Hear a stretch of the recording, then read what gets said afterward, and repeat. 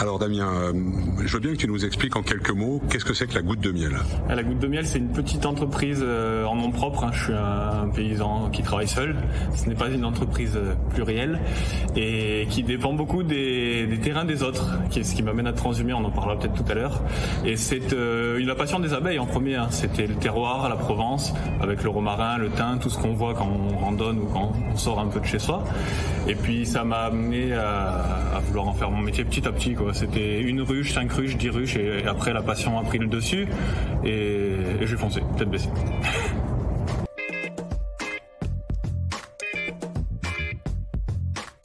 Alors, je parlais du romarin et du thym. En Provence, la saison est très courte, ce serait février-mars, et en avril, on tomberait déjà pas dans la sécheresse, mais dans une arrière-saison qui ne reprendra qu'à l'automne, avec les pluies, en fait, qui viendront après le mois d'août, les orages d'août. Et il faut pallier à ce vide, quoi. Donc la solution est simple, hein, soit déménager, avoir une entreprise en Isère plus haut, où la saison se passera d'un seul tenant, ou alors déplacer les ruches pendant ce grand creux qui va de mi-avril jusqu'à la fin des lavandes fin juillet.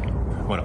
Après, on cherche, on démarche, on prospecte, on ouvre les yeux quand on prend la vallée du Rhône pour transhumer à l'Acacia, puis on découvre des beaux champs de colza à Saint-Rambert, alors on sonne aux portes et voilà, on est relativement bien accueillis en général.